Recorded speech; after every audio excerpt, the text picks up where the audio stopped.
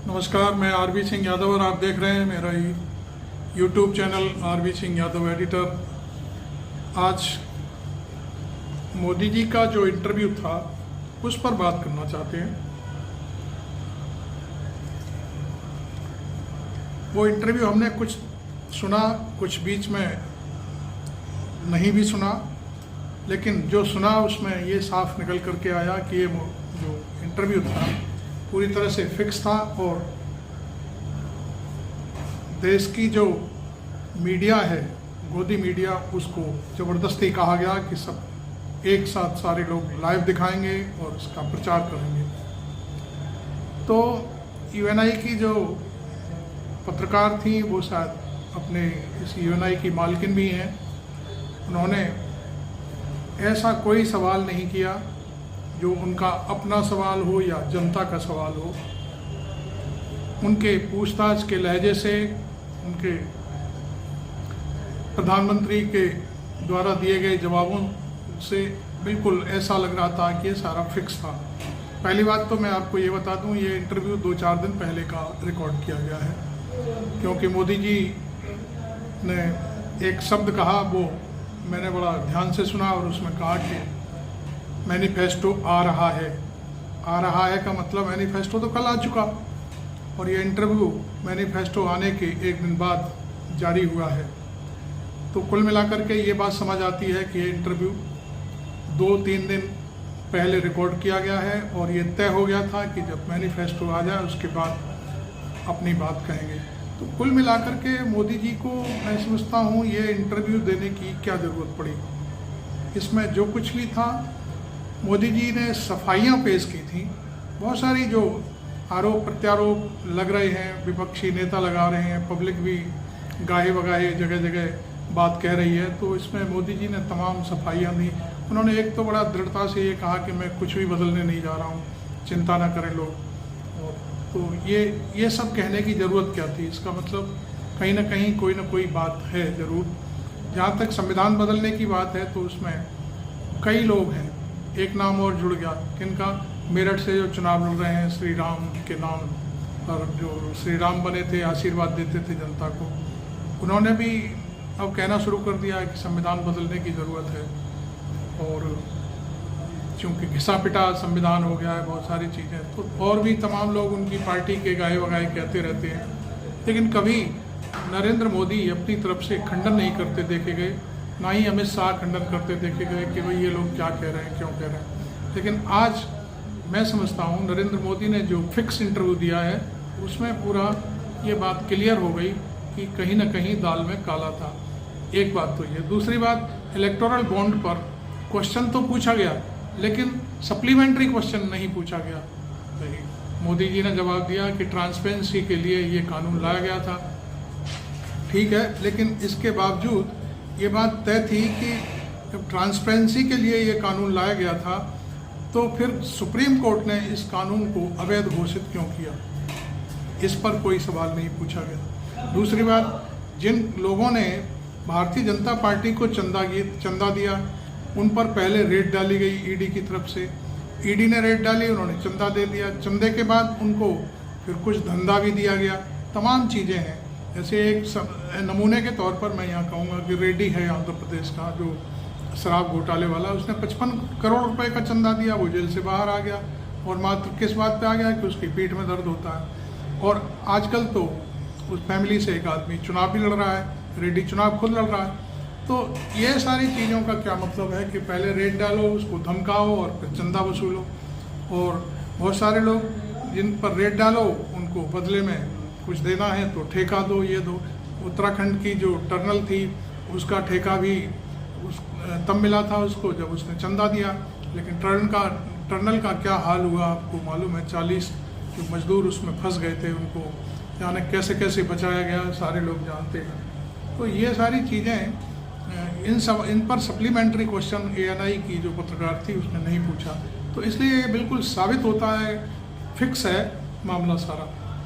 सारी स्क्रिप्ट लिखी गई है और कहने का अर्थ यह है कि पहले सवाल भेजे गए होंगे, वही सवाल उन्होंने पूछे और उनका उन्होंने सीधे सीधे जवाब दिया।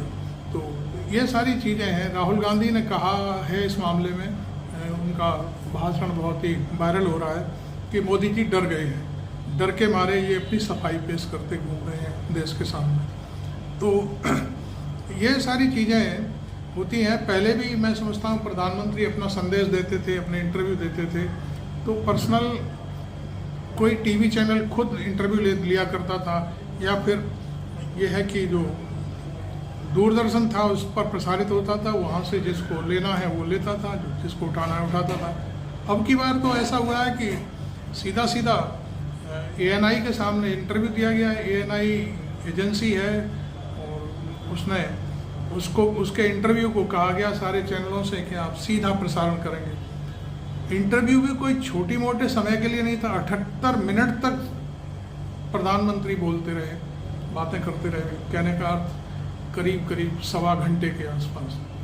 तो कुल मिलाकर के ये इंटरव्यू हमको तो पूरी तरह से फिक्स लगा। और आपको कैसा लगा आप ज़रूर लिखें। आपने मेरा चैनल अभी तक यदि सब्सक्राइब नहीं किया है तो ज़रूर करें, और मैं आगे आपके सामने बात रखता हूँ। कुल मिलाकर के बात यह है कि मोदी जी भ्रष्टाचार की बात करते हैं और ये कहते हैं कि ईडी तो बिल्कुल सही काम कर रही है। तो ईडी सही काम कर रही है तो 97% लोग जो विपक्ष के हैं उन्हीं के ऊपर छापा क्यों पड़ रहा है? अपने सरकार में भी तो तमाम लोग हैं जो भ्रष्टाचार में लिप्त हैं, उनके यहाँ छापा क्यों नहीं पड़ता? तमाम ऐसे लोग हैं जो तमाम कंपनियां ऐसी हैं जिन पर जो मोदी जी की उसके छत्र छाया में जी रही हैं, उनके यहाँ छापा क्यों नहीं पड़ता? उनसे पूछताछ क्यों नहीं होती? तो ये बहुत सारे सवाल हैं, और जिनको मोदी जी जिनके यहाँ ईडी जाती है उनको तत्काल अपने यहाँ शामिल कर लेते हैं। मैं समझता हूँ 25 जून को भोपाल में मोदी जी ने एक सभा में कहा था, पब्लिक डोमेन में है उनका भाषण, कि अजीत पवार सबसे भ्रष्ट व्यक्ति है और उसको देखेंगे हम। और उससे पहले उनका जो चीफ मिनिस्टर था पुराना, उसने तो यहाँ तक कह दिया था कि अजीत पवार चक्की पिसिंग, इस तरह की बातें सामने आई। लेकिन वही अजीत पवार आज डिप्टी CM है, वित्त मंत्री है महाराष्ट्र का। तो ये इन सब बातों का अर्थ क्या है? हेमंत बिश्व शर्मा की सारी रिपोर्ट बीजेपी ने तार तार करके पूरी मीडिया में छपवाई, आज वो असम का चीफ मिनिस्टर बना बैठा है। तो ये सब चीज़ों का क्या मतलब है? INLD है जो लोकदल हरियाणा का, उसमें तमाम दुनिया की बातें कही गई कि भ्रष्ट पार्टी है, और उसको सरकार बनाने के लिए शामिल कर लिया, डिप्टी CM बना दिया उसके चौटाला के पोते को। तो इसके क्या मतलब है कि जो आपके साथ आ जाए वो दूध का धुला हो जाता है, और वो जब आपके साथ नहीं आ रहा है तो वो बहुत ही नंबर 1 का भ्रष्टाचारी है। तो ये सारी चीज़ें एक दोहरा जो चरित्र चल रहा है देश में, इससे जनता को बहुत ही परेशानी है। दूसरी बात, ये तो इलेक्टोरल बॉन्ड की बात हुई, लेकिन मैं और भ्रष्ट नेताओं की बात हुई। अब मैं आता हूँ महंगाई और बेरोजगारी पर। मोदी जी ने इंटरव्यू दिया, चलिए फिक्स इंटरव्यू दिया, लेकिन मोदी जी ने एक भी इस बार ये बात नहीं कही कि हम बेरोजगारी दूर करेंगे। या मैं समझता हूँ शायद राहुल गांधी ने ये बात आज ही अपने एक बयान में कहा है कि 60 लाख के आसपास सरकारी नौकरियों में पद खाली हैं पूरे देश में। तो फिर सरकार इन पदों को क्यों नहीं भर रही है? डर क्यों रही है? नौकरी क्यों नहीं दे रही सरकार? बंधुआ मजदूरी क्यों करा रही है लोगों से? ठेके पर काम करा रही है, लेकिन वो सरकारी नौकरी जैसे कहते हैं सैलरी नौकरी जिसको कहते हैं, मंथली जो सैलरी मिलती है, ऐसी नौकरियां क्यों नहीं दे रही? वो ठेके पर काम कराती है, आपको ठेका दे दिया कि आप इतने दिन में ये काम करेंगे, आपकी लेबर जो कुछ भी है वो। तो ये सारी चीज़ें मोदी जी ने बिल्कुल कहीं कोई बात नहीं करी। और जो 4 साल का सेना में भर्ती का मसला है उस पर भी मोदी जी ने कोई सफाई नहीं दी। ये अग्निवीर जो बनाए जा रहे हैं इनको कहाँ ले जाएंगे आप? मैं समझता हूँ 4 साल की ट्रेनिंग कराने के बाद उनका भविष्य केवल यह रह जाएगा कि वो कहीं ATM में जो है गार्ड बन के बैठे होंगे, या किसी कंपनी के गेट पर बैठ करके किसी को सल्यूट मार रहे होंगे, या फिर वो जो सुरक्षा गार्ड होते हैं प्राइवेट स्तर के वो काम कर रहे होंगे। उनका भविष्य बिल्कुल अधर में है, और वो भी वो ऐसे लोग जो आपकी एक फ़ोन पर कहा जाएगा इनको भर्ती कर लो, उनको भर्ती कर लो, ऐसे लोगों को नौकरी मिलेगी, बाकी लोग सब बेरोजगार घूमते रहेंगे। तो बेरोजगारी पर नरेंद्र मोदी ने अपने इस इंटरव्यू में एक बार भी नहीं कहा कि हम बेरोजगारी को दूर करेंगे, कम करेंगे। हाँ, महंगाई जो देश में इस समय चल रही है, महंगाई पर मोदी जी ने बिल्कुल भी एक बात नहीं कही। एमएसपी पर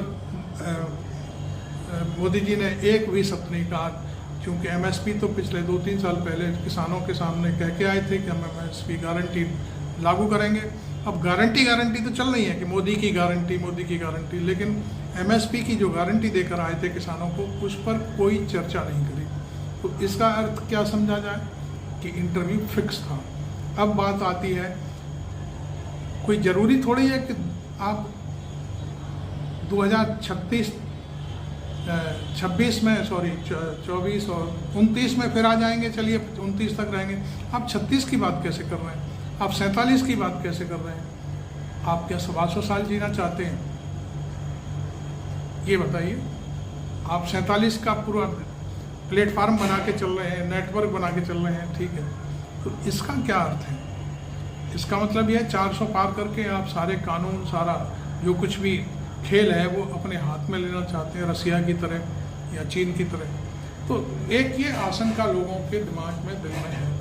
आज मैं एक चैनल है आज तक, उसका एक सेक्शन है किसान तक, तो उसके एक पत्रकार मेरे से मिले थे यहाँ, और फिर हम लोगों ने उनकी मुलाकात कराई। तो हमने रिकॉर्ड नहीं किया उसको, उनके सामने जब लोगों ने, मजदूरों ने और दूसरे लोगों ने अपनी बात रखी, तो उसमें साफ साफ था कि भाई मैं बीएससी पास हूँ, लेबरगिरी कर रहा हूँ। किसी ने कहा, हमने कहा कि भाई आपको कौन सा स्वास्थ्य वाला जो कार्ड है वो मिलता है? कि अरे नहीं मिला। कुछ लोगों ने यहाँ तक कहा कि हमें राशन कार्ड ही नहीं बन पा रहा है, पैसे मांगते हैं लोग बनाने के। किसी ने कहा कि मजदूरी भी पूरी नहीं मिलती है, महीने में 2-4 दिन मजदूरी मिल जाए तो मिल जाए, फिर उसके बाद भूखे मरते हैं। तो ये सब चीज़ों का अर्थ क्या है? ये शायद एक ऐसी कहानी है कि जिस तरह से 2014 से पहले कहा गया था कि 15 लाख आपके खाते में जाएंगे, और फिर उस बात को कुछ दिन बाद जुमला घोषित कर दिया गया, चुनावी जुमला। तो ये 2047 का जो प्लेटफार्म बनाने की बात चल रही है, ये क्या है? ये केवल लोगों को बहकाने के लिए सब चीज़ चल रही है क्या? जहाँ तक मेरा अंदाज़ा है कि लोग बहक जाएं, भावनाओं में बह जाएं कि नहीं, मोदी जी देखिए एक 25 साल आगे की सोच रहे हैं। तो 25 साल कौन जिंदा रहेगा? कौन आपका ये प्लेटफार्म जो आप नेटवर्क बनाने जा रहे हैं उसको कौन देखेगा?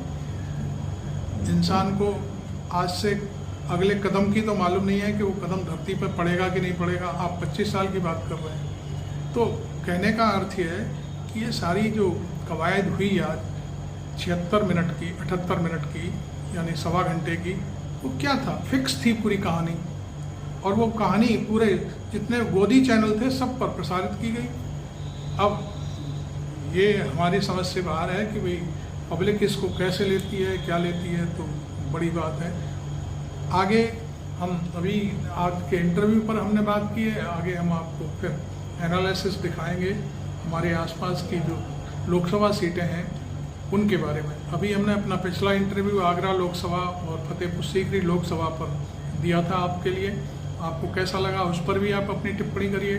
और अभी जो इंटरव्यू हुआ है मोदी जी का जो फिक्स है, इस पर भी आप अपनी बात कह सकते हैं।